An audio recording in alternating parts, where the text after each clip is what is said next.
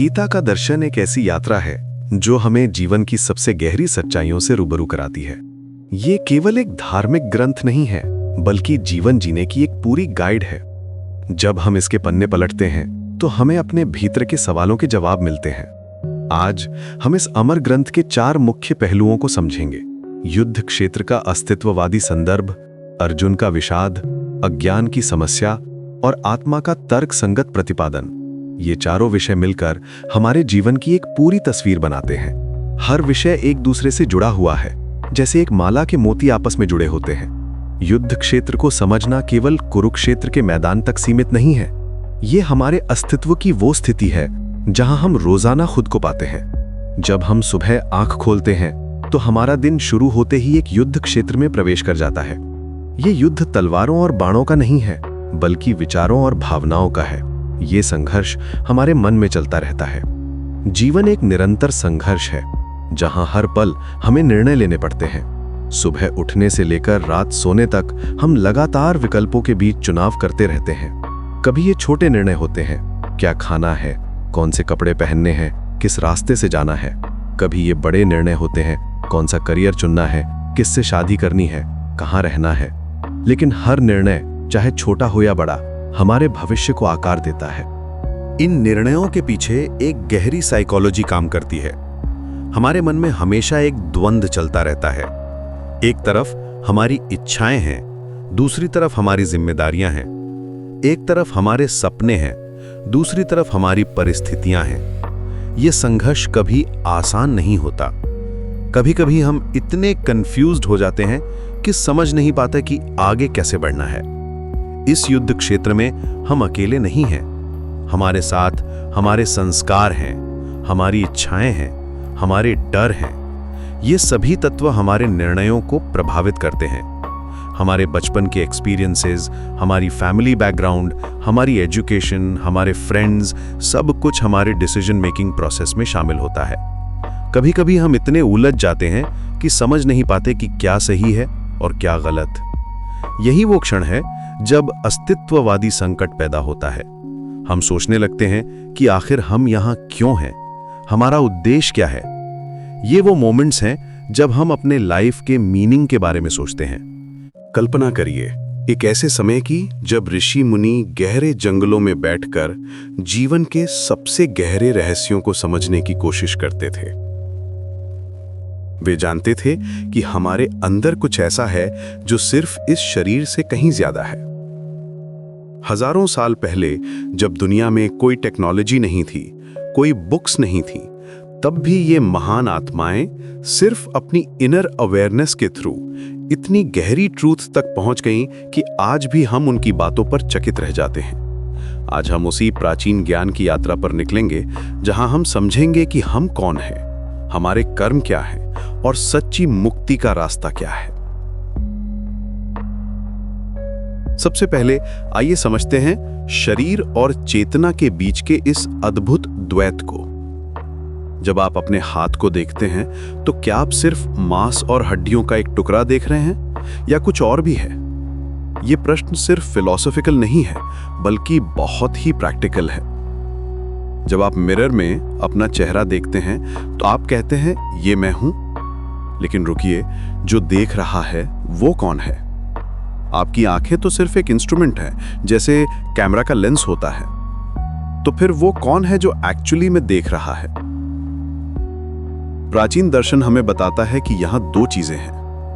एक है फील्ड, यानी वो क्षेत्र जिसमें सब कुछ घटित होता है, और दूसरा है नोअर, वो जो इस सब कुछ जानता है। ये शरीर, ये मन, ये विचार, ये भावनाएं, ये सब है फील्ड का हिस्सा। लेकिन जो इन सब को देख रहा है, जान रहा है, वो है नोअर। ये डिस्टिंक्शन बहुत ही सटल है, लेकिन जब आप इसे समझ जाते हैं तो आपकी पूरी लाइफ का पर्सपेक्टिव चेंज हो जाता है। इसे ऐसे समझिए जैसे एक रंगमंच पर नाटक चल रहा हो। मंच पर जो कुछ भी हो रहा है, अभिनेता, संवाद, दृश्य, म्यूजिक, लाइटिंग, ये सब है फिनोमिनन। लेकिन जो दर्शक बैठकर इस सब को देख रहा है, वो है कॉन्शियसनेस। दर्शक को स्टेज पर क्या हो रहा है, इससे कोई फर्क नहीं पड़ता। कॉमेडी हो या ट्रेजेडी, एक्शन हो या रोमांस, वो सिर्फ विटनेस बना रहता है। वो इन्वॉल्व नहीं होता, डिस्टर्ब नहीं होता, वो सिर्फ देखता रहता है। हमारे जीवन में भी यही हो रहा है। हमारे शरीर में, हमारे मन में जो कुछ भी घटित हो रहा है, खुशी हो या गम, सक्सेस हो या फेलियर, हेल्थ हो या सिकनेस, ये सब है फिनोमिनन। और जो इसे देख रहा है वो है हमारी शुद्ध चेतना। जब आप सिक होते हैं तो आप कहते हैं मैं बीमार हूं, लेकिन एक्चुअली में आपका बॉडी सिक है, वो कॉन्शियसनेस नहीं जो इस सिकनेस को ऑब्जर्व कर रही है। जब आप सैड होते हैं तो आप कहते हैं मैं उदास हूं, लेकिन एक्चुअली में आपका माइंड सैड है, वो कॉन्शियसनेस नहीं जो इस सैडनेस को विटनेस कर रही है। यह अंडरस्टैंडिंग आपको एक अलग काइंड की फ्रीडम देती है। जब आप रियलाइज करते हैं कि आप वो कॉन्शियसनेस हैं जो सब कुछ देख रही है, न कि वो चीजें जो देखी जा रही हैं, तो आप ऑटोमेटिकली डिटैच्ड हो जाते हैं। आप इन्वॉल्व रहते हैं लाइफ में, लेकिन आइडेंटिफाइड नहीं होते। ये बहुत ही लिबरेटिंग एक्सपीरियंस है। अब आते हैं कर्म के दर्शन पर। यहां एक बहुत ही रोचक बात है, क्रिया की अनिवार्यता। ये कॉन्सेप्ट थोड़ा कॉम्प्लेक्स लग सकता है, लेकिन एक्चुअली में ये बहुत सिंपल है। आप चाहे जितनी भी कोशिश कर लें, आप कुछ ना कुछ तो कर ही रहे होते हैं। यहां तक कि जब आप सोचते हैं कि आप कुछ नहीं कर रहे, तब भी आप सांस ले रहे हैं, आपका दिल धड़क रहा है, आपके मन में विचार चल रहे हैं, आपका ब्लड सर्कुलेट हो रहा है, आपकी सेल्स रीजनरेट हो रही हैं। निष्क्रियता भी एक प्रकार की क्रिया है। जब आप बेड पर लेटे हुए हैं और कुछ नहीं कर रहे, तब भी आपके बॉडी में थाउजेंड्स ऑफ प्रोसेसेस चल रही हैं। आपका डाइजेस्टिव सिस्टम काम कर रहा है, आपका नर्वस सिस्टम एक्टिव है, आपका इम्यून सिस्टम फंक्शनिंग कर रहा है। ये प्रकृति का नियम है। गति निरंतर है, परिवर्तन निरंतर है। Even at the atomic level, electrons अपनी ऑर्बिट में कंटिन्यूसली मूव कर रहे हैं। यहाँ एक इंटरेस्टिंग बात यह है कि हम ऑफन सोचते हैं कि हम रेस्ट कर रहे हैं, लेकिन एक्चुअली में रेस्ट भी एक एक्टिविटी है। जब आप स्लीप करते हैं तो भी आपका ब्रेन एक्टिव रहता है, ड्रीम्स आते हैं, मेमोरीज प्रोसेस होती हैं। तो फिर एक्चुअल में कंप्लीट इनएक्शन क्या है? ये प्रैक्टिकली इम्पॉसिबल है जब तक आप अलाइव हैं। लेकिन यहां एक गहरा प्रश्न उठता है, एजेंसी का प्रश्न। ये प्रोबेबली फिलॉसफी का सबसे चैलेंजिंग क्वेश्चन है। क्या हम वास्तव में अपने कर्मों के कर्ता हैं? जब आप अपना हाथ हिलाते हैं तो क्या वास्तव में आप उसे हिला रहे हैं, या ये सिर्फ एक प्राकृतिक प्रक्रिया है जो हो रही है? यह प्रश्न हजारों सालों से दार्शनिकों को परेशान करता आया है। मॉडर्न न्यूरोसाइंस भी इसी क्वेश्चन को एक्सप्लोर कर रही है। साइंटिस्ट्स ने पाया है कि जब आप कोई डिसीजन लेते हैं तो आपका ब्रेन उस डिसीजन को कॉन्शियस माइंड में आने से पहले ही प्रोसेस कर चुका होता है। यानी जब तक आपको लगता है कि आपने डिसाइड किया है, तब तक एक्चुअली में डिसीजन ऑलरेडी हो चुका होता है। यह बहुत ही माइंड बॉगलिंग है ना? क्या हमारे पास वास्तव में फ्री विल है, या हम सिर्फ प्रकृति के नियमों के अनुसार चलने वाली एक कॉम्प्लेक्स मशीन है? जब आप कॉफी पीने का डिसाइड करते हैं तो क्या ये डिसीजन आपकी फ्री विल से आया है, या ये आपके past experiences, your body chemistry, environmental factors और काउंटलेस अदर वेरिएबल्स का रिजल्ट है? ये क्वेश्चन सिर्फ फिलोसॉफिकल नहीं है, बल्कि ये हमारी डेली लाइफ को डीपली इफेक्ट करती है। अगर हमारे पास फ्री विल नहीं है तो क्या हम अपने एक्शंस के लिए रिस्पॉन्सिबल हैं?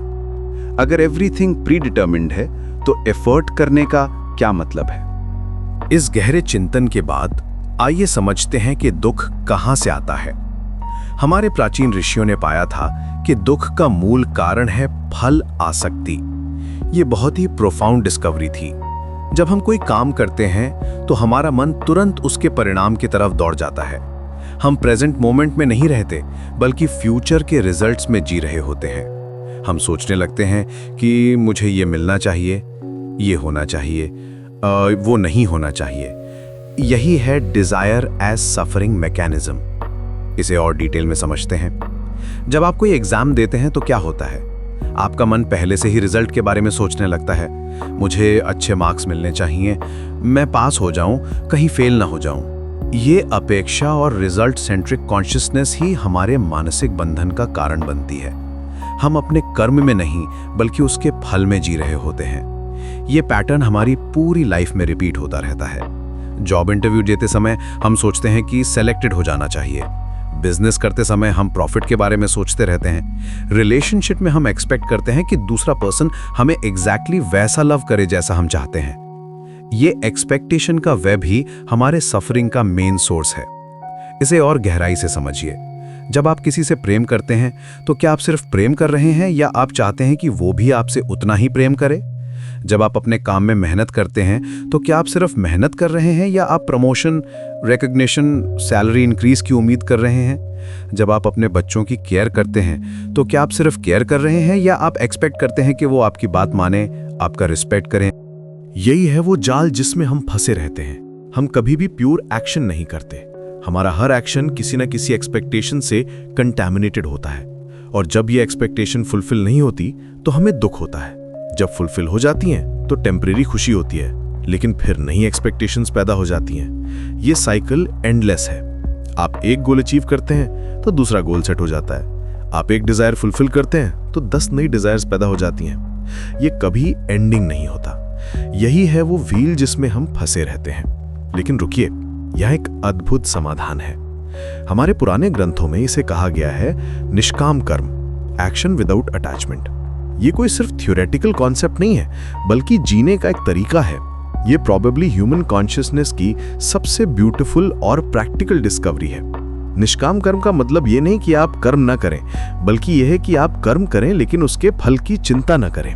ये बहुत ही सटल डिफरेंस है, लेकिन यही डिफरेंस आपकी पूरी लाइफ को ट्रांसफॉर्म कर देती है। कल्पना करिए एक कलाकार की जो सिर्फ कला के लिए कला करता है। वो पेंटिंग बनाता है क्योंकि उसे पेंटिंग बनाना अच्छा लगता है, ना कि इसलिए कि उसे फेम मिलेगा या पैसा मिलेगा। वो जब ब्रश को कैनवस पर चलाता है तो पूरी तरह से उस मोमेंट में होता है। उसका पूरा अटेंशन उस स्ट्रोक पर होता है जो वो अभी बना रहा है। वो ये नहीं सोचता कि ये पेंटिंग कितने में बिकेगी, क्रिटिक्स क्या कहेंगे, लोग पसंद करेंगे या नहीं। यही है निष्काम कर्म की शुरुआत। लेकिन ये सिर्फ आर्टिस्ट के लिए नहीं है, आप अपनी डेली लाइफ में भी इसे अप्लाई कर सकते हैं। जब आप ऑफिस में काम करते हैं तो आप पूरी डेडिकेशन से काम करते हैं, लेकिन आप कंटिन्यूअसली ये नहीं सोचते कि बॉस क्या सोचेगा, प्रमोशन मिलेगा या नहीं, सैलरी इंक्रीज होगी या नहीं। आप सिर्फ अपने काम पर फोकस करते हैं। जब आप अपने फैमिली के साथ टाइम स्पेंड करते हैं ना, तो आप पूरी तरह से प्रेजेंट होते हैं। आप ये नहीं सोचते कि मैं अच्छा हस्बैंड हूं या अच्छा फादर हूं, मुझे एप्रिसिएशन मिलनी चाहिए। आप सिर्फ लव को नेचुरली फ्लो होने देते हैं। निष्काम कर्म में सबसे महत्वपूर्ण बात है कर्तृत्व का विघटन, यानी ये भाव कि मैं कर रहा हूं धीरे धीरे घटता जाता है। ये प्रोसेस बहुत ही ग्रेजुअल होती है, लेकिन जब ये होती है तो ये इनक्रेडिबली लिबरेटिंग होती है। जब आप खाना बना रहे होते हैं तो क्या होता है? आपके हाथ अपने आप चलते हैं, आपका मन अपने आप रेसिपी को याद करता है, आपकी आंखें अपने आप देखती हैं कि खाना कैसा बन रहा है। आपको कॉन्शियसली ये नहीं सोचना पड़ता कि अब मुझे ये करना है फिर वो करना है। ये सब कुछ एक नेचुरल फ्लो में हो रहा होता है। यही है ईगोलेस एक्शन। ये स्टेट बहुत ही ब्यूटीफुल होती है। आप एक्शन में पूरी तरह से एब्जॉर्ब्ड हो जाते हैं, लेकिन आप ये फीलिंग नहीं होती कि मैं कर रहा हूं। ये ऐसा है जैसे एक्शन अपने आप हो रही हो और आप सिर्फ विटनेस हैं। जब ईगोलेस एक्शन होता है तो एक अद्भुत बात होती है। आप एक्शन में पूरी तरह से प्रेजेंट हो जाते हैं। आपका मन पास्ट में नहीं भटकता, फ्यूचर की चिंता नहीं करता। आप सिर्फ उस मोमेंट में होते हैं जो अभी हो रहा है। ये स्टेट बहुत ही पीसफुल और ब्लिसफुल होती है। इस स्टेट में आपकी एफिशिएंसी भी बढ़ जाती है। जब आप कंप्लीटली प्रेजेंट होते हैं तो आप मिस्टेक्स कम करते हैं, आपका वर्क क्वालिटी इंप्रूव हो जाती है, क्योंकि आपका पूरा अटेंशन उस काम पर होता है जो आप कर रहे हैं। फ्रीडम थ्रू डिटैचमेंट, ये कंसेप्ट थोड़ा पैराडॉक्सिकल लग सकता है। हम सोचते हैं कि अटैचमेंट से हमें खुशी मिलती है, लेकिन सच्चाई ये है कि अटैचमेंट ही हमारे दुख का कारण है। जब आप डिटैच्ड होते हैं तो आप फ्री हो जाते हैं। आप कर्म करते हैं लेकिन उसके परिणाम से बंधे नहीं रहते। डिटैचमेंट का मतलब ये नहीं कि आप इंडिफरेंट हो जाते हैं या आपको कुछ केयर नहीं करता। एक्चुअली में जब आप डिटैच्ड होते हैं तो आप ज्यादा इफेक्टिवली केयर कर सकते हैं, क्योंकि आपका केयर प्योर होता है, उसमें सेल्फ इंटरेस्ट मिक्स नहीं होता। इसे ऐसे समझिए, एक नदी का पानी बहता रहता है। वो किसी चट्टान से टकराता है तो रुकता नहीं, बल्कि उसके आसपास से निकल जाता है। वो अपने फ्लो में बना रहता है। अगर कोई लीफ उसमें गिर जाती है तो वो उसे कैरी करती है, लेकिन अटैच्ड नहीं हो जाती। यही है डिटैचमेंट। आप अपने नेचुरल फ्लो में बने रहते हैं, बाहरी सर्कमस्टेंसेस से अफेक्टेड नहीं होते। ये डिटैचमेंट आपको एक डिफरेंट काइंड की स्ट्रेंथ देती है। जब आप अटैच्ड नहीं होते तो आप वल्नरेबल नहीं होते। आप डिसअपॉइंटमेंट से प्रोटेक्ट हो जाते हैं। आप फेलियर से डेवेस्टेटेड नहीं होते, सक्सेस से ओवर एक्साइटेड नहीं होते। आप बैलेंस्ड रहते हैं। अब आते हैं सबसे गहरी बात पर, सेल्फ एज नॉन डूअर। यह कॉन्सेप्ट थोड़ा कॉम्प्लेक्स लग सकता है, लेकिन यही है अल्टीमेट रियलाइजेशन। यह प्रोबेबली स्पिरिचुअलिटी की सबसे प्रोफाउंड इंसाइट है। जब आप गहराई से ऑब्जर्व करते हैं तो आप पाते हैं कि मैं करता हूं, यह सिर्फ एक भ्रम है। एक्चुअली में सब कुछ अपने आप हो रहा है।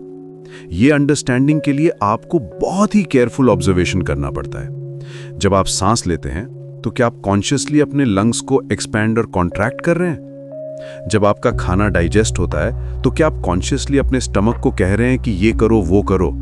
जब आपका दिल धड़कता है तो क्या आप उसे धड़कने के लिए कमांड दे रहे हैं? नहीं, ये सब अपने आप हो रहा है। यही बात हमारे सभी एक्शंस के साथ है। जब आप वॉक करते हैं तो आपके मसल्स अपने आप कोऑर्डिनेट करते हैं, आपका बैलेंस अपने आप मेंटेन होता है। आपको कॉन्शियसली ये नहीं सोचना पड़ता कि अब मुझे राइट लेग मूव करना है, फिर लेफ्ट लेग मूव करना है। ये सब एक नेचुरल प्रोसेस है जो चल रही है। जब आप बोलते हैं तो वर्ड्स अपने आप आते हैं। आपको हर वर्ड को कॉन्शियसली चूज नहीं करना पड़ता। आप सिर्फ इंटेंशन रखते हैं कि मुझे ये बात कहनी है, और फिर वर्ड्स ऑटोमेटिकली फ्लो हो जाते हैं। ये सब एक नेचुरल प्रोसेस है जो चल रही है। यहाँ तक कि आपके थॉट्स भी अपने आप आते हैं। आप ये कंट्रोल नहीं कर सकते कि अगला थॉट क्या होगा। थॉट्स सिंपली अराइज होते हैं कॉन्शियसनेस में। आप ऑब्जर्वर हैं उन थॉट्स के, क्रिएटर नहीं। मैं करता हूं का भ्रम तब पैदा होता है जब हमारा ईगो इन नेचुरल प्रोसेसेस को अपना बना लेता है। ईगो कहता है मैंने ये किया, मैंने वो किया, लेकिन रियलिटी ये है कि ये सब एजेंटलेस एक्शन है। कोई डूअर नहीं है, सिर्फ डूइंग है। ये ऐसा है जैसे एक रिवर फ्लो कर रही हो। रिवर ये नहीं कहती कि मैं बह रही हूं, बस फ्लोइंग हो रही है। विंड ब्लो कर रही है, लेकिन विंड ये नहीं कहती कि मैं ब्लो कर रही हूं, बस ब्लोइंग हो रही है। सिमिलरली आपके थ्रू भी सब कुछ हो रहा है, लेकिन कोई डूअर नहीं है। ये समझना कि प्रोसेसेस का कंटिन्यूटी है, डूअर का नहीं, बहुत ही लिबरेटिंग है। जब आप रियलाइज करते हैं कि आप डूअर नहीं हैं, तो आप रिस्पॉन्सिबिलिटी के बर्डन से फ्री हो जाते हैं, आप गिल्ट से फ्री हो जाते हैं, प्राइड से फ्री हो जाते हैं। आप सिर्फ विटनेस बन जाते हैं, उस कॉन्शियसनेस की तरह जो सब कुछ देख रही है लेकिन कुछ कर नहीं रही। ये रियलाइजेशन के साथ एक गहरी शांति आती है। जब आप जानते हैं कि आप डूअर नहीं हैं, तो आप वरी नहीं करते कि मैंने सही किया या गलत। आप सिर्फ ऑब्जर्व करते हैं कि क्या हो रहा है। आप लाइफ को एक ब्यूटीफुल डांस की तरह देखते हैं जो अपने आप चल रही है। इस स्टेट में आप कंप्लीटली रिलैक्स्ड हो जाते हैं। आपको कोई टेंशन नहीं होती, कोई एंजाइटी नहीं होती, क्योंकि आप जानते हैं कि आप रिस्पॉन्सिबल नहीं हैं, आप सिर्फ विटनेस हैं। ये अंडरस्टैंडिंग प्रैक्टिकल लाइफ में कैसे अप्लाई होती है? जब आप ऑफिस में काम कर रहे होते हैं तो आप पूरी डेडिकेशन से काम करते हैं, लेकिन आप ये नहीं सोचते कि मैं ये कर रहा हूं। आप सिर्फ देखते हैं कि काम हो रहा है, आपके थ्रू काम हो रहा है, लेकिन आप डूअर नहीं हैं। जब आप अपने फैमिली के साथ टाइम स्पेंड कर रहे होते हैं तो आप पूरी तरह से प्रेजेंट होते हैं, लेकिन आप ये नहीं सोचते कि मैं अच्छा हस्बैंड हूं या मैं अच्छा फादर हूं। आप सिर्फ लव को फ्लो होने देते हैं। लव अपने आप हो रहा है, आप सिर्फ मीडियम हैं। ये स्टेट में आपको कोई एफर्ट नहीं करना पड़ता, सब कुछ एफर्टलेसली होता है। ये ऐसा है जैसे आप एक रिवर में फ्लोटिंग कर रहे हों। आप स्ट्रगल नहीं कर रहे, आप सिर्फ फ्लो के साथ जा रहे हैं। आप रेजिस्ट नहीं कर रहे, आप अलाउ कर रहे हैं। जब आप इस ट्रुथ को डीपली रियलाइज करते हैं तो आपकी पूरी लाइफ ट्रांसफॉर्म हो जाती है। आप वही काम करते हैं जो पहले करते थे, लेकिन आपका पर्सपेक्टिव कंप्लीटली चेंज हो जाता है।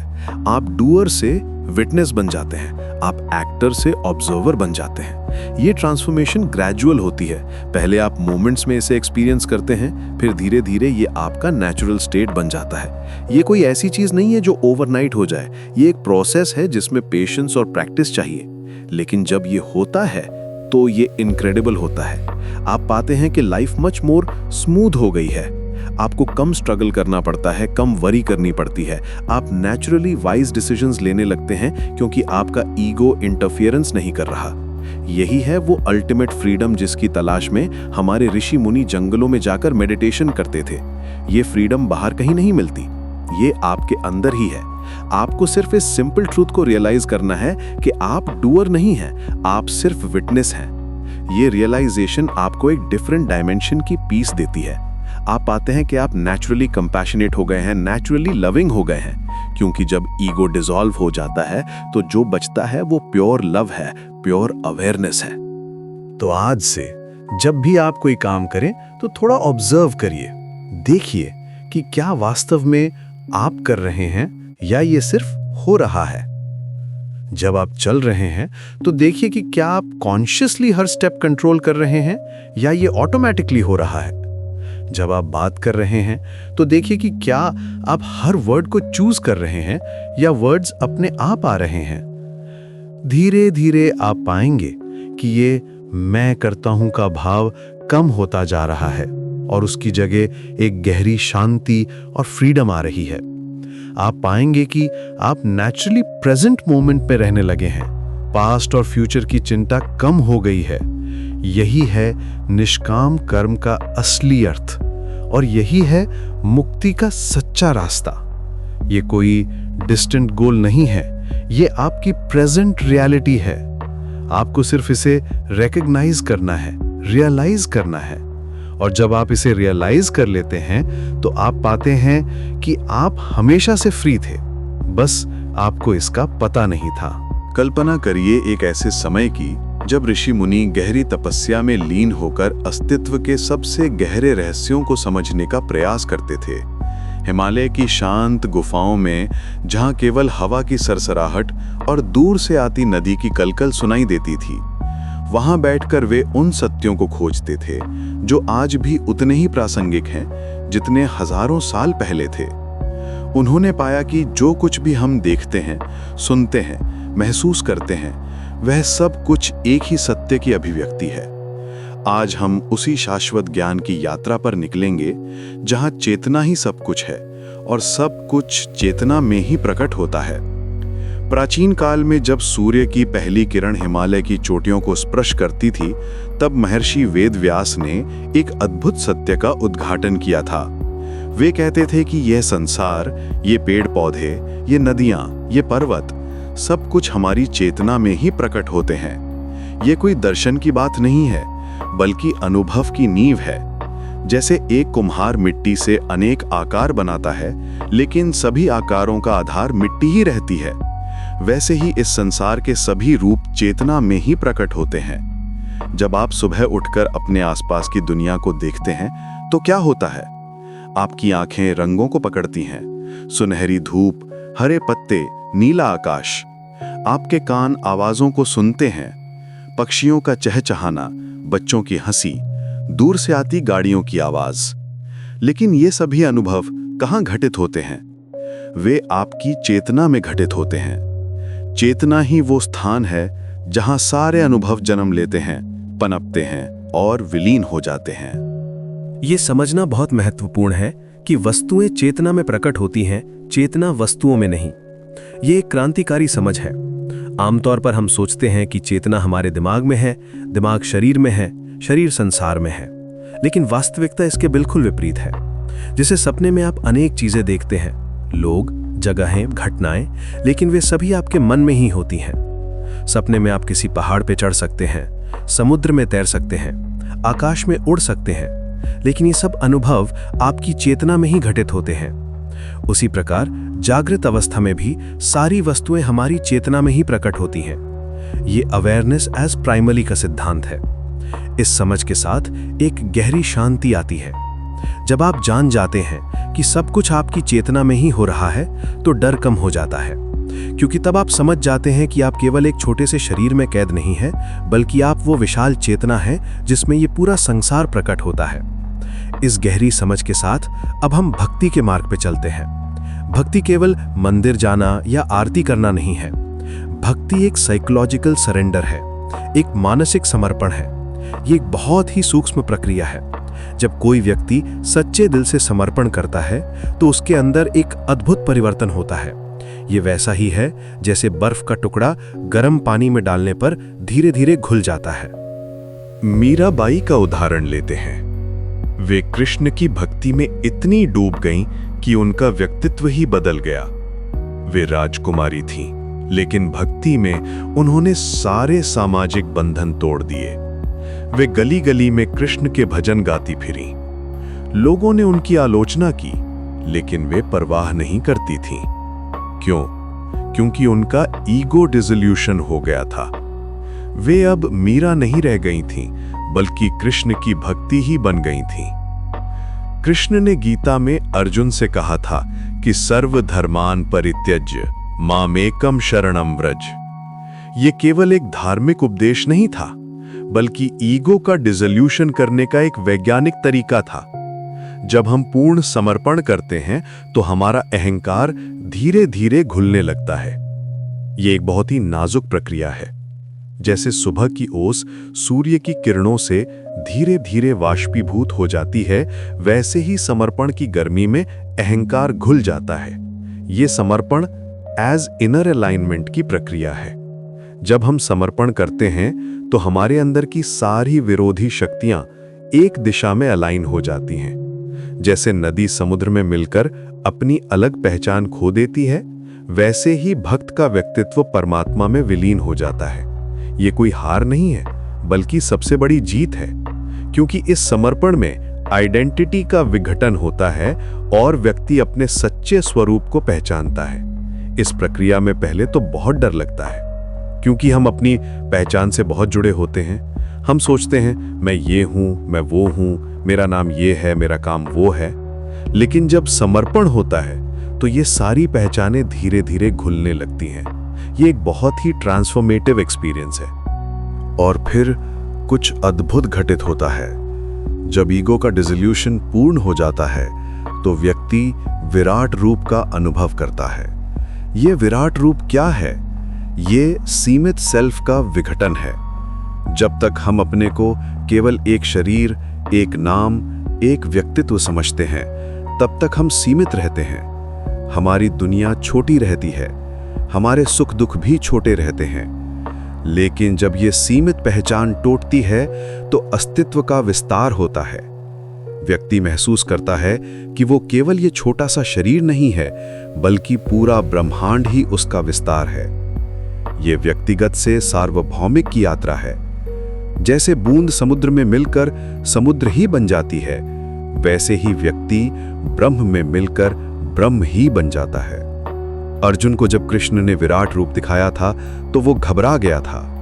उसने कहा था कि हे प्रभु, मुझसे ये रूप नहीं दिखा जाता, कृपया अपने सामान्य रूप में आ जाइए। क्यों घबरा गया था अर्जुन? क्योंकि विराट रूप में सारी बाउंड्रीज डिसॉल्व हो जाती हैं। वहां कोई मैं नहीं रहता, कोई तू नहीं रहता, सब कुछ एक ही हो जाता है। इस अवस्था में सारी बाउंड्रीज डिसॉल्व हो जाती हैं। मैं और तू का भेद मिट जाता है। ये केवल एक फिलोसॉफिकल कॉन्सेप्ट नहीं है, बल्कि एक जीवंत अनुभव है। जैसे दो नदियां मिलकर एक हो जाती हैं और फिर पता नहीं चलता कि कौन सा पानी किस नदी का है, वैसे ही इस अवस्था में व्यक्ति और ब्रह्म के बीच कोई भेद नहीं रहता। महान संत कबीर ने इसी अवस्था में कहा था, हेरत हेरत ही सखी रहा कबीर हेराए, यानी खोजते खोजते कबीर खुद ही खो गया। यह बहुत गहरी बात है। जब तक हम खोजने वाले हैं तब तक हम अलग हैं, लेकिन जब खोजने वाला ही खो जाता है तो फिर कौन खोजे और क्या खोजे? तब केवल होना रह जाता है, प्योर बीइंग रह जाती है। अब हम 3 गुणों की बात करते हैं। ये 3 गुण सत्व, रजस और तमस चेतना की अवस्थाएं हैं। ये केवल फिलोसॉफिकल कैटेगरीज नहीं हैं, बल्कि हमारे दैनिक जीवन में हर पल काम करने वाली शक्तियां हैं। जैसे प्रकाश के 3 प्राइमरी कलर्स होते हैं, लाल, नीला, पीला, और इन्हीं से सारे रंग बनते हैं, वैसे ही ये 3 गुण मिलकर हमारे मन की सारी अवस्थाओं को बनाते हैं। सत्व गुण क्लैरिटी का प्रतीक है। जब आप शांत, स्पष्ट और संतुलित महसूस करते हैं तो आप सत्व गुण के प्रभाव में होते हैं। ये वो अवस्था है जहां बुद्धि स्पष्ट होती है, निर्णय सही होते हैं और मन में शांति होती है। जैसे स्वच्छ झील में चांद का प्रतिबिंब साफ दिखाई देता है, वैसे ही सत्व गुण में सत्य स्पष्ट रूप से दिखाई देता है। इस अवस्था में आप महसूस करते हैं कि सब कुछ अपनी जगह पर है। कोई जल्दबाजी नहीं है, कोई बेचैनी नहीं है। एक गहरी संतुष्टि होती है। जब सुबह आप मेडिटेशन करते हैं या किसी सुंदर जगह पर शांति से बैठते हैं, तो जो अवस्था आती है वो सत्व गुण की अवस्था है। इसमें आप अपने आप से कनेक्टेड महसूस करते हैं, दूसरों के साथ भी कंपैशन आती है, सब कुछ हार्मोनियस लगता है। रजोगुण इंस्टेबिलिटी का प्रतीक है। ये गति, क्रिया और बेचैनी का गुण है। जब आप में इच्छाएं तीव्र होती हैं, जब आप कुछ पाने के लिए बेचैन होते हैं, तो आप रजोगुण के प्रभाव में होते हैं। ये ना तो अच्छा है ना बुरा, बल्कि जीवन की एक आवश्यक शक्ति है। इसी के कारण हम कुछ करने के लिए मोटिवेटेड होते हैं, लेकिन अगर ये अधिक हो जाए तो मन अशांत हो जाता है।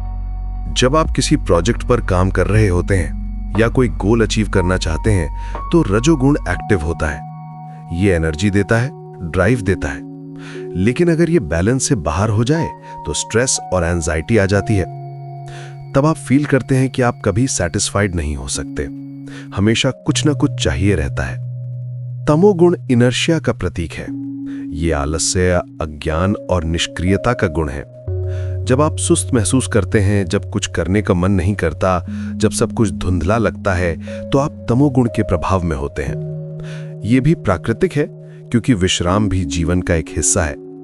रात में जब आप सोते हैं तो तमोगुण डोमिनेंट होता है, लेकिन अगर तमोगुण अधिक हो जाए तो डिप्रेशन और लेथार्जी आ जाती है। तब आप फील करते हैं कि कुछ भी करने का मतलब नहीं है, सब कुछ मीनिंगलेस लगता है। ये भी एक नेचुरल साइकिल का हिस्सा है, लेकिन अगर ये स्टक हो जाए तो समस्या बन जाती है। लेकिन यहां एक गहरा रहस्य छुपा है। ये तीनों गुण प्रकृति के हैं, चेतना के नहीं।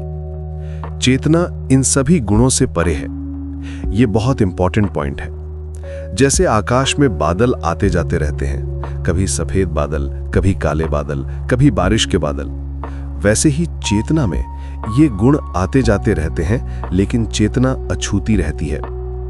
ये समझना बहुत लिबरेटिंग है। जब आप जान जाते हैं कि ये मूड्स, ये स्टेट्स आपके ऊपर से गुजरने वाले बादल हैं, तो आप उनमें फंसते नहीं हैं।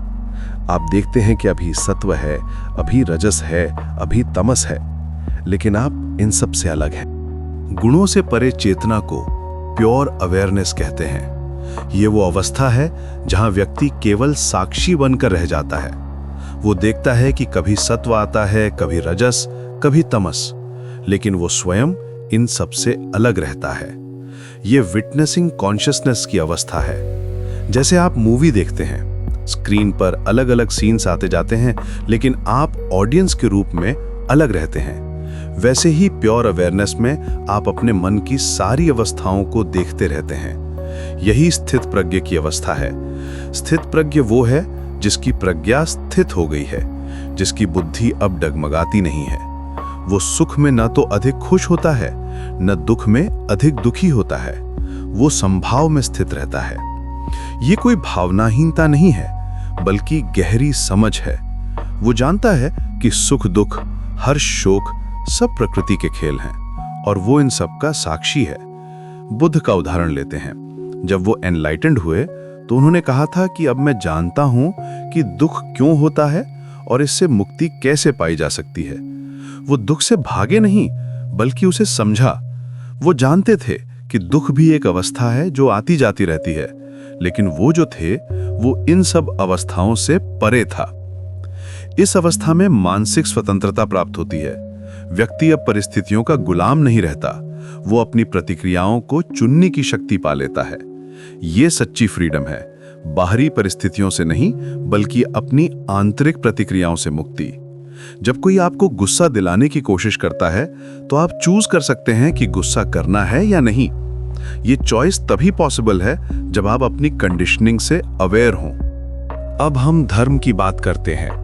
धर्म को अक्सर सोशल ऑब्लिगेशन समझा जाता है। लोग सोचते हैं कि धर्म का मतलब है समाज के नियमों का पालन करना, रीति रिवाजों का पालन करना, टेंपल जाना, फास्ट रखना, लेकिन ये धर्म की सतही समझ है। ये बाहरी धर्म है, असली नहीं। वास्तविक धर्म एग्जिस्टेंशियल रिस्पॉन्सिबिलिटी है। ये आपकी अस्तित्वगत जिम्मेदारी है।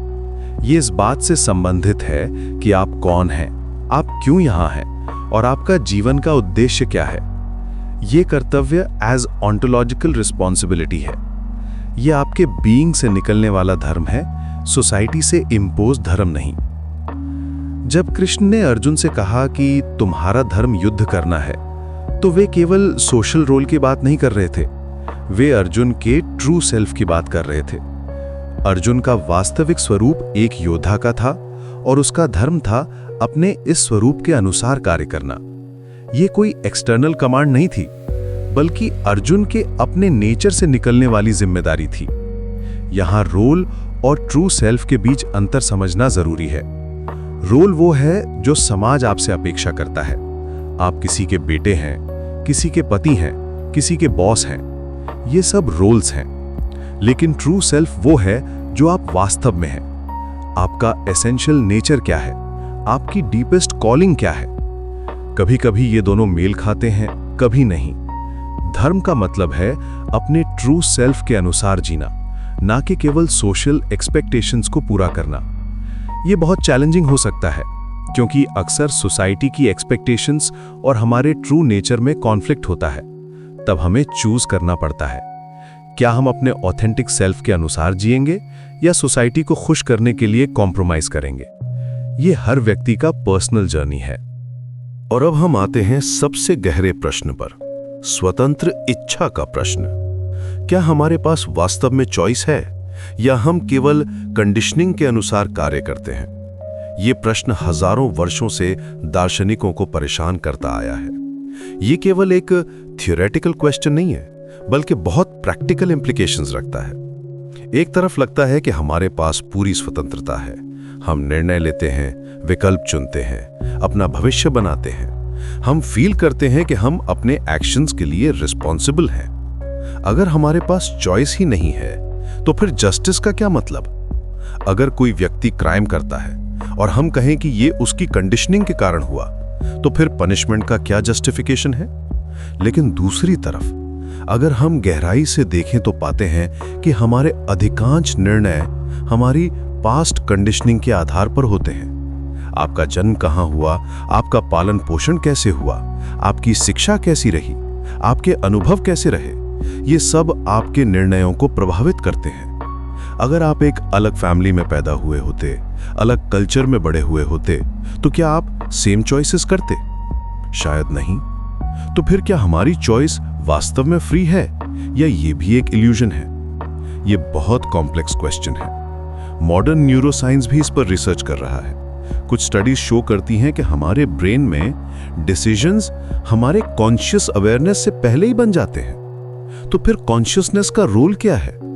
यहां चेतना और निर्धारणवाद के बीच एक जटिल संबंध है। जब तक हम अनकॉन्शियस रहते हैं, तब तक हम कंडीशनिंग के गुलाम रहते हैं। हमारी प्रतिक्रियाएं ऑटोमेटिक होती हैं, प्रेडिक्टेबल होती हैं। जैसे कोई आपको गुस्सा दिलाता है, तो आप तुरंत रिएक्ट करते हैं। ये रिएक्शन आपकी पास्ट एक्सपीरियंसेस और कंडीशनिंग के बेसिस पर होती है। लेकिन जैसे जैसे कॉन्शियसनेस बढ़ती है, वैसे वैसे चॉइस की पॉसिबिलिटी भी बढ़ती है। ये एक पैराडॉक्स है। जितना अधिक आप अपनी कंडीशनिंग को समझते हैं, उतना ही अधिक आप उससे मुक्त हो सकते हैं। जब आप देखते हैं कि आपकी कोई प्रतिक्रिया आपकी पास्ट कंडीशनिंग से आ रही है, तो उसी मोमेंट में आपके पास चॉइस आ जाती है। आप चुन सकते हैं कि उस कंडीशनिंग के अनुसार रिएक्ट करना है या नहीं। ये वैसा ही है जैसे आप किसी मूवी को देख रहे हो। जब तक आप मूवी में कंप्लीटली अब्सॉर्ब्ड हैं, तब तक आप उसके साथ इमोशनल हो जाते हैं। लेकिन अगर आपको याद आ जाए कि ये केवल एक मूवी है, तो आप डिटैच्ड हो जाते हैं। उसी प्रकार जब तक आप अपनी कंडीशनिंग में अब्सॉर्ब्ड हैं, तब तक आप उसके अनुसार रिएक्ट करते हैं। लेकिन जब आपको अवेयरनेस आ जाती है तो आप चूज कर सकते हैं।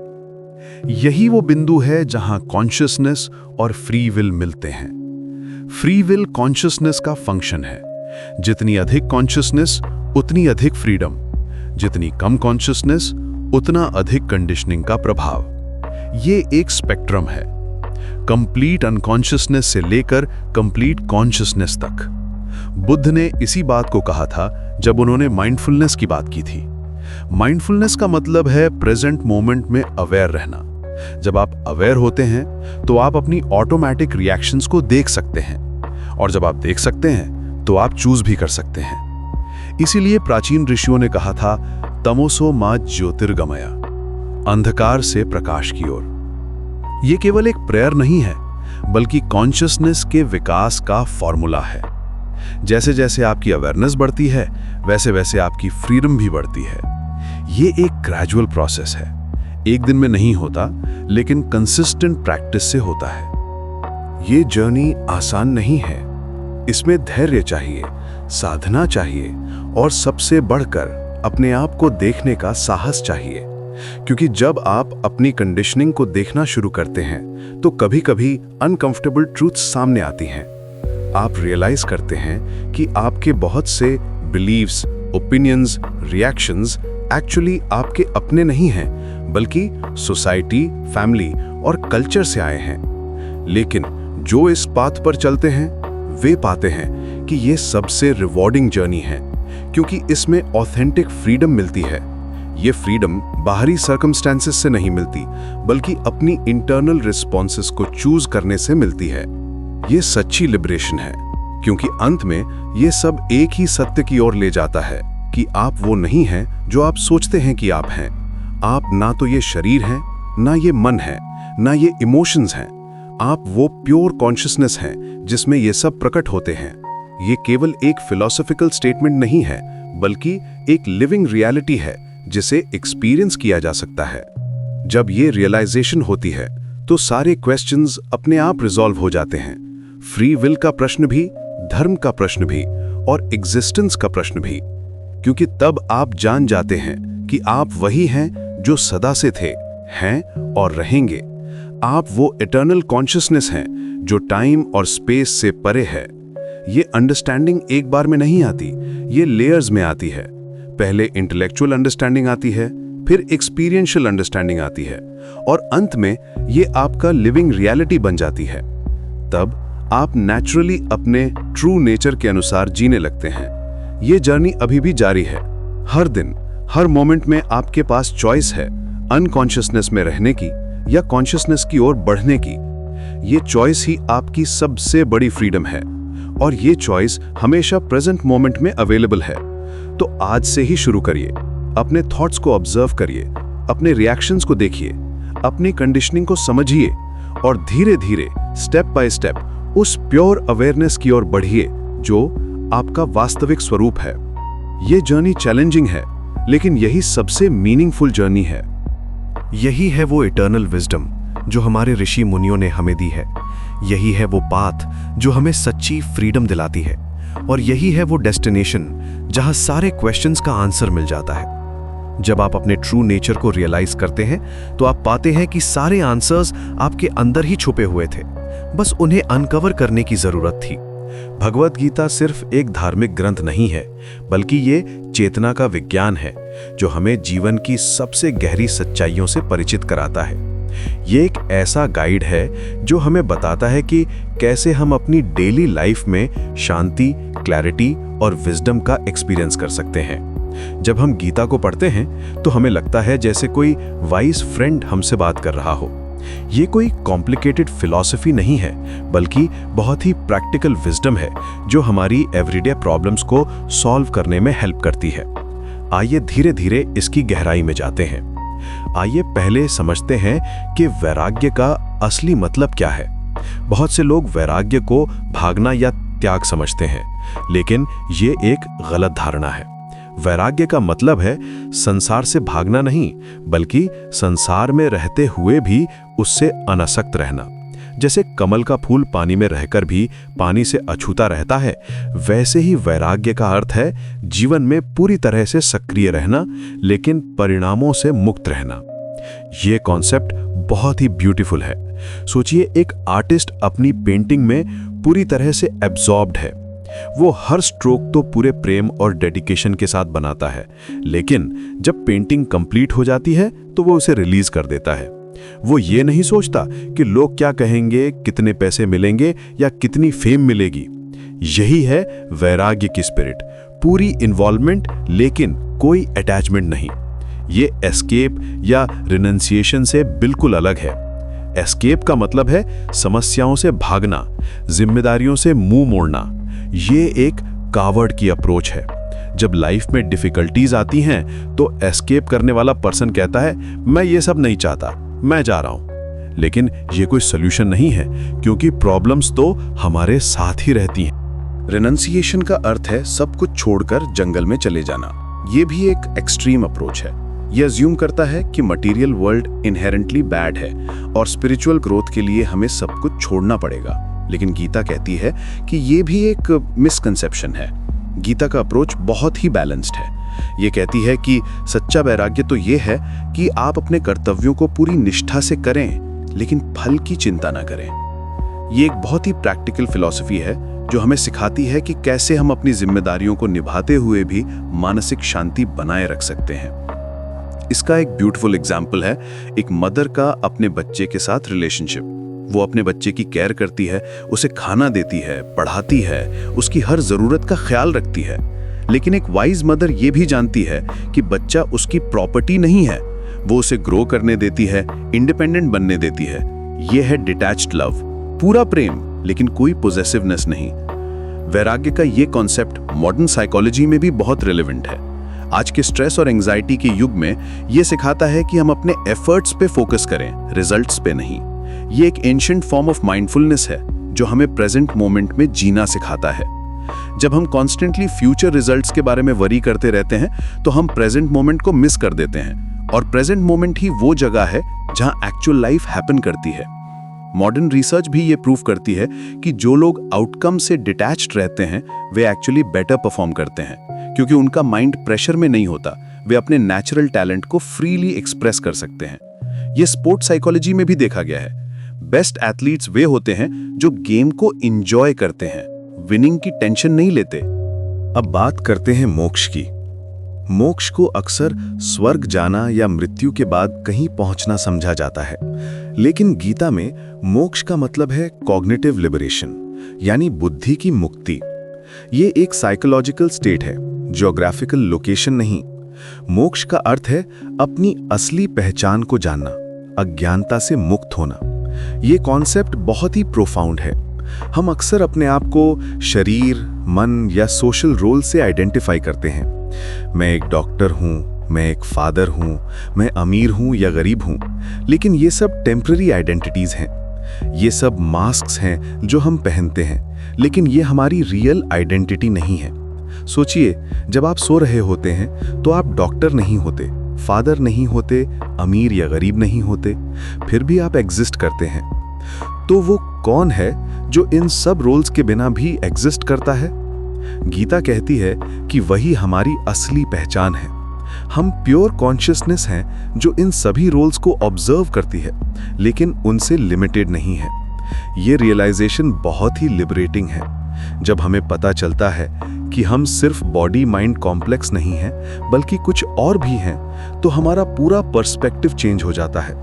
हमें लगता है जैसे हम एक छोटे से रूम से निकलकर ओपन स्काई में आ गए हों। यह प्योरिटी ऑफ आइडेंटिटी बहुत महत्वपूर्ण कॉन्सेप्ट है। जब हम अपने आप को सिर्फ बॉडी माइंड कॉम्प्लेक्स समझते हैं तो हम लिमिटेशंस में फंस जाते हैं। हमें लगता है कि हम वीक हैं, लिमिटेड हैं, वल्नरेबल हैं।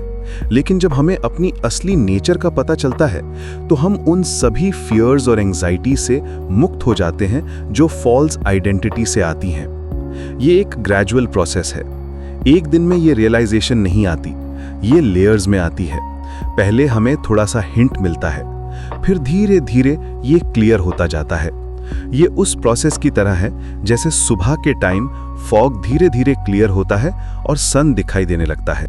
ये लिबरेशन इग्नोरेंस से है, डेथ से नहीं। ये एक लिविंग एक्सपीरियंस है जो इसी जीवन में पॉसिबल है। हमें कहीं जाना नहीं है, कुछ अचीव नहीं करना है, बस अपनी असली नेचर को रिकॉग्नाइज करना है। ये रिकॉग्निशन ही मोक्ष है। मॉडर्न न्यूरोसाइंस भी इस बात को सपोर्ट करता है। स्टडीज शो करती हैं कि मेडिटेशन और सेल्फ इंक्वायरी से ब्रेन में पॉजिटिव चेंजेस होते हैं। डिफॉल्ट मोड नेटवर्क जो ईगो बेस्ड थिंकिंग के लिए रिस्पॉन्सिबल है वो काम हो जाता है। प्री फ्रंटल कॉर्टेक्स जो अवेयरनेस के लिए रिस्पॉन्सिबल है वो मोर एक्टिव हो जाता है। ये एग्जैक्टली वही स्टेट है जिसे गीता मोक्ष कहती है। ये साइंटिफिक वैलिडेशन बहुत ही एनकरेजिंग है। ये शो करता है कि एंशिएंट विजडम और मॉडर्न साइंस एक ही डायरेक्शन में पॉइंट कर रहे हैं। ये प्रूव करता है कि गीता की टीचिंग्स सिर्फ फिलोसॉफिकल स्पेक्यूलेशन नहीं है बल्कि एक्चुअल साइकोलॉजिकल रियलिटीज हैं। अब आते हैं शरणागति के फिलोसॉफिकल मीनिंग पर। शरणागति को अक्सर सरेंडर या सबमिशन समझा जाता है, लेकिन ये एक बहुत ही सोफिस्टिकेटेड साइकोलॉजिकल प्रोसेस है। शरणागति का मतलब है ईगो का एंड, लेकिन ये वीकनेस नहीं है बल्कि अल्टीमेट स्ट्रेंथ है। ये कॉन्सेप्ट बहुत ही मिसअंडरस्टूड है। जब हम सरेंडर की बात करते हैं तो लोगों को लगता है कि ये कावर्डाइज है, गिविंग अप है, लेकिन एक्चुअली ये ऑपोजिट है। ये ग्रेटेस्ट करेज की एक्ट है, क्योंकि ईगो को डिसॉल्व करना सबसे डिफिकल्ट काम है। ईगो यानी अहंकार हमारी फॉल्स आइडेंटिटी है। ये कॉन्स्टेंटली ये प्रूव करने में लगा रहता है कि मैं अलग हूं, मैं स्पेशल हूं, मैं कंट्रोल में हूं। ये एक एग्जॉस्टिंग प्रोसेस है। हर मोमेंट ईगो को ये प्रूव करना पड़ता है कि वो एग्जिस्ट करता है। ये एक फुल टाइम जॉब है जो हमारी सारी एनर्जी कंज्यूम कर देती है। ईगो की नेचर ही ये है कि वो सेपरेशन क्रिएट करता है। वो हमेशा मैं और तुम की बाउंड्री बनाता रहता है। ये दुनिया को यूएस वर्सेस देम में डिवाइड करता है। ये कांस्टेंट कॉन्फ्लिक्ट की स्टेट है जो एंजाइटी और स्ट्रेस का सोर्स है। शरणागति का मतलब है इस फॉल्स सेंस ऑफ डूअरशिप को छोड़ देना। ये समझना कि हम एक एग्जिस्टेंस के पार्ट हैं, सेपरेट एंटिटी नहीं। ये रियलाइज करना कि जो भी हो रहा है वो एक लार्जर इंटेलिजेंस के थ्रू हो रहा है, हमारे इंडिविजुअल विल के थ्रू नहीं। जब ईगो डिसॉल्व हो जाता है तो हम एग्जिस्टेंस के साथ आइडेंटिफाई करने लगते हैं। ये एक प्रोफाउंड शिफ्ट है। अब हम अपने आप को वेव नहीं बल्कि ओशन समझते हैं। वेव की अपनी लिमिटेड आइडेंटिटी होती है।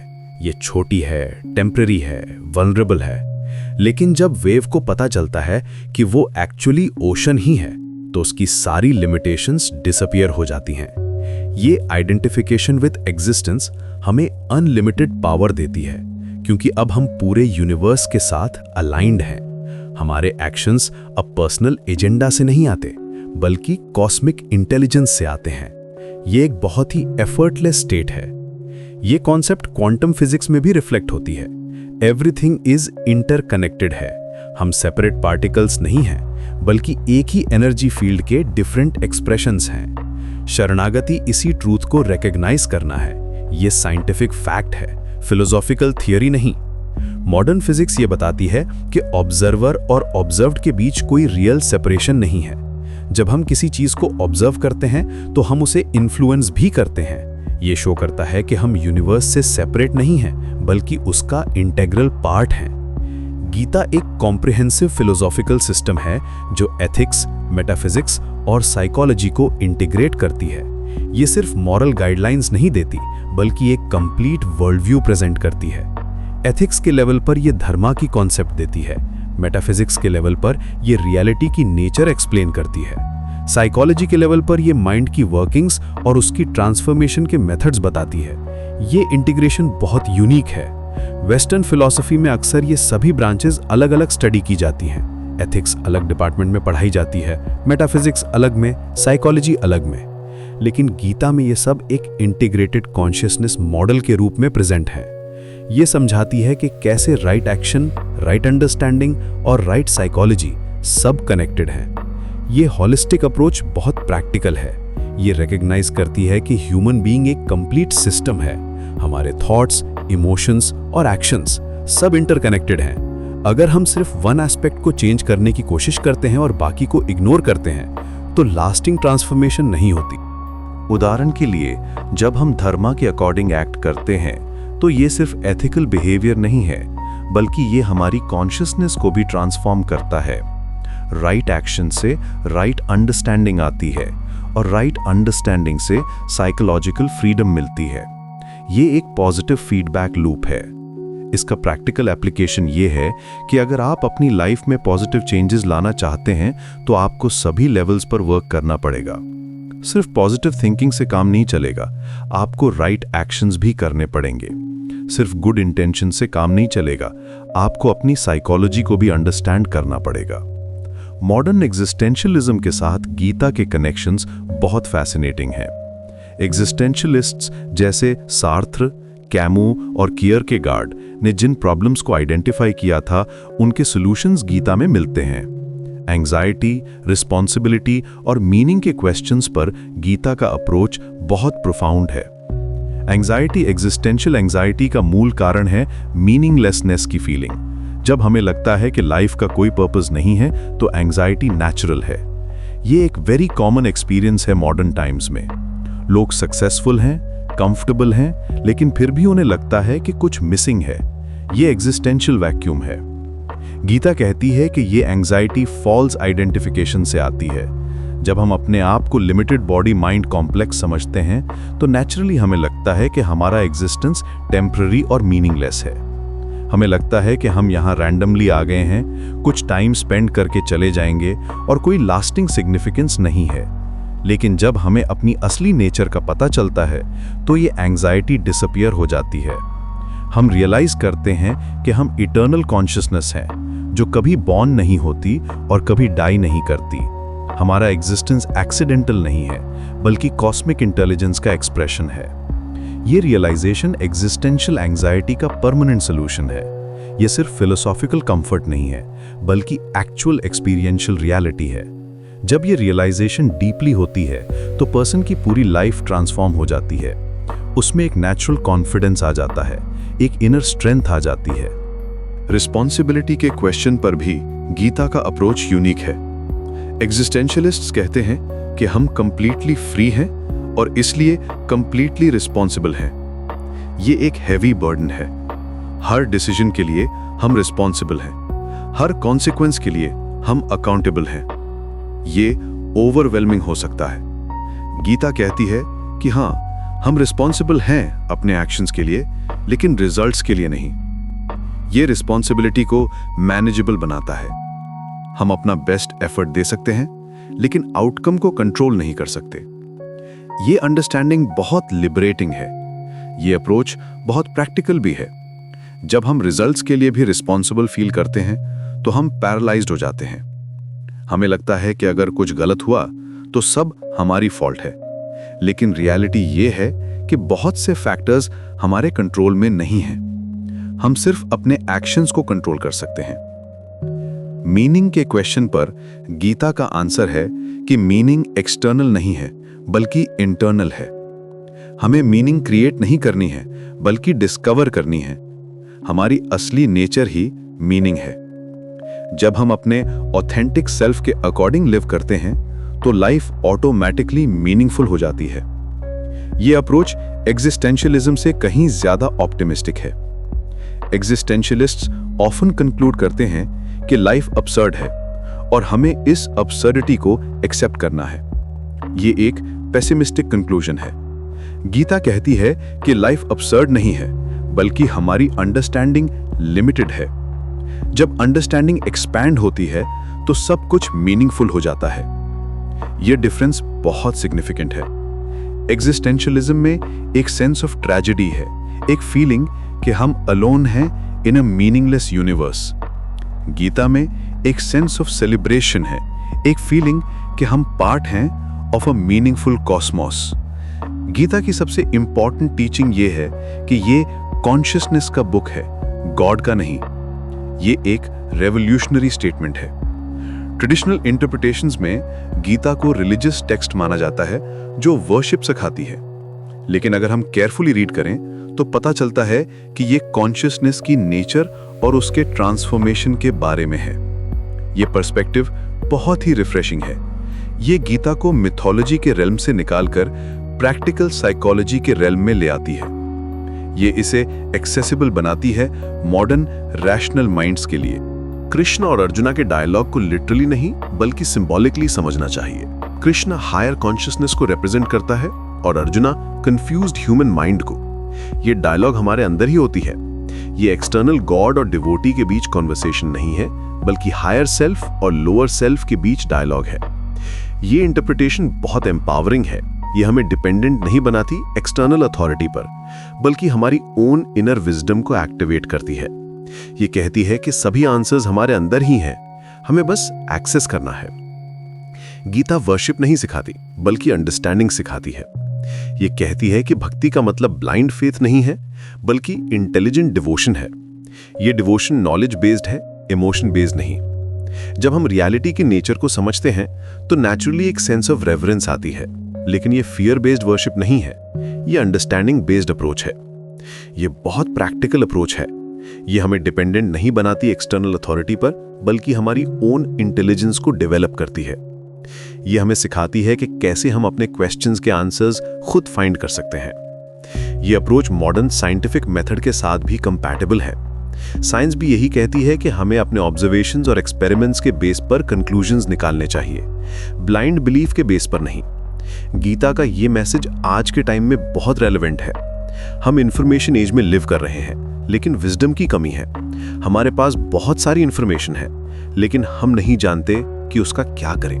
गीता हमें सिखाती है कि इंफॉर्मेशन को विजडम में कैसे ट्रांसफॉर्म करें। यह ट्रांसफॉर्मेशन एक स्किल है जो डेवलप की जा सकती है। ये क्रिटिकल थिंकिंग, डिस्क्रिमिनेशन और इनर रिफ्लेक्शन का कॉम्बिनेशन है। गीता हमें ये स्किल डेवलप करने के लिए एनकरेज करती है। इस कॉन्शियसनेस बेस्ड अप्रोच का प्रैक्टिकल एप्लीकेशन ये है कि हम अपनी डेली लाइफ में भी इसे इंप्लीमेंट कर सकते हैं। हर सिचुएशन में हम पूछ सकते हैं कि ये मेरी कॉन्शियसनेस को कैसे अफेक्ट कर रहा है। क्या ये मुझे एक्सपैंड कर रहा है या कॉन्ट्रैक्ट? क्या ये मुझे मोर अवेयर बना रहा है या लेस अवेयर? ये एक वेरी प्रैक्टिकल टूल है। ये हमें हेल्प करती है बेटर डिसीजंस लेने में। जब हमारा फोकस कॉन्शियसनेस पर होता है तो हमारी प्रायोरिटीज ऑटोमेटिकली क्लियर हो जाती। ये अप्रोच लाइफ को एक कंटिन्यूअस लर्निंग एक्सपीरियंस बनाती है। हर चैलेंज एक अपॉर्चुनिटी बन जाती है कॉन्शियसनेस को डीपन करने की। हर रिलेशनशिप एक मिरर बन जाती है अपने आप को बेटर अंडरस्टैंड करने की। हर एक्सपीरियंस एक टीचर बन जाती है। ये पर्सपेक्टिव बहुत ही ट्रांसफॉर्मेटिव है। ये विक्टिम मेंटालिटी को एलिमिनेट करती है। अब हमें नहीं लगता कि लाइफ हमारे साथ अनफेयर है, बल्कि हमें लगता है कि हर एक्सपीरियंस हमारी ग्रोथ के लिए है। गीता की टीचिंग्स का अल्टीमेट गोल है इंटीग्रेटेड कॉन्शियसनेस। ये वो स्टेट है जहां थिंकिंग, फीलिंग और एक्टिंग सब अलाइंड है, जहां हमारे थॉट्स, इमोशंस और एक्शंस के बीच कोई कॉन्फ्लिक्ट नहीं है। ये हार्मनी इंटरनल पीस क्रिएट करती है और एक्सटर्नल इफेक्टिवनेस भी। ये इंटीग्रेशन एक ग्रेजुअल प्रोसेस है। ये ओवरनाइट नहीं होती, लेकिन कंसिस्टेंट प्रैक्टिस से ये डेफिनेटली अचीवेबल है। गीता में जो मेथड्स दिए गए हैं, जैसे कर्म योगा, भक्ति योगा और JNA योगा, ये सब इसी इंटीग्रेशन के लिए हैं। कर्म योगा का मतलब है एक्शन के थ्रू कॉन्शियसनेस को डेवलप करना, भक्ति योगा का मतलब है इमोशन के थ्रू कॉन्शियसनेस को डेवलप करना, और JNA योगा का मतलब है नॉलेज के थ्रू कॉन्शियसनेस को डेवलप करना। ये तीनों पार्ट्स एक्चुअली कॉम्प्लीमेंट करते हैं एक दूसरे को। आज के समय में जब हम इंफॉर्मेशन ओवरलोड और डिसीजन फटीग से सफर कर रहे हैं, गीता का ये इंटीग्रेटेड अप्रोच बहुत हेल्पफुल है। ये हमें सिखाती है कि कैसे हम क्लैरिटी मेंटेन कर सकते हैं केओस के बीच में भी। ये क्लैरिटी सिर्फ इंटेलेक्चुअल नहीं है, बल्कि एक्सपीरियंशियल है। ये एक इनर नोइंग है जो डाउट के अबव है। ये कॉन्फिडेंस हमें इनेबल करती है डिसाइसिव एक्शन लेने के लिए। गीता का मैसेज सिंपल लेकिन प्रोफाउंड है। ये कहती है कि आप जो हैं वो इनफ हैं। आपको कुछ बनना नहीं है, बस अपनी असली नेचर को रिकॉग्नाइज करना है। ये रिकॉग्निशन ही लिबरेशन है, यही मोक्ष है, यही शांति है। ये मैसेज बहुत ही कंफर्टिंग है। आज के कंपेटिटिव वर्ल्ड में हमें कॉन्स्टेंटली लगता है कि हमें कुछ अचीव करना है, कुछ प्रूव करना है। गीता कहती है कि आप ऑलरेडी परफेक्ट हैं, बस आपको इसका रियलाइज करना है। ये जर्नी एक्सटर्नल नहीं है, इंटरनल है। ये डेस्टिनेशन नहीं है, प्रोसेस है। और ये प्रोसेस इसी मोमेंट में शुरू हो सकती है। कल का वेट करने की जरूरत नहीं है। हर ब्रेथ के साथ, हर थॉट के साथ, हर एक्शन के साथ हम इस जर्नी को कंटिन्यू कर सकते हैं। गीता हमें ये कॉन्फिडेंस देती है कि हर इंसान में ये पोटेंशियल है।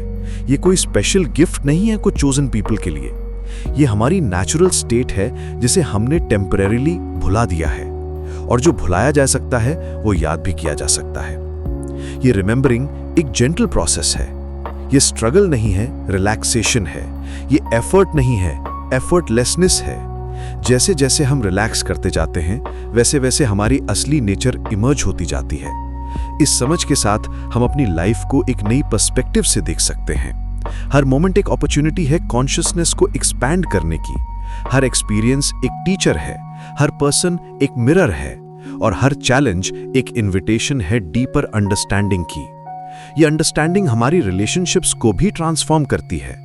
जब हमें पता चलता है कि हम सब फंडामेंटली सेम कॉन्शियसनेस हैं, तो कंपैशन नेचुरली आती है। कंपटीशन की जगह कोऑपरेशन आती है।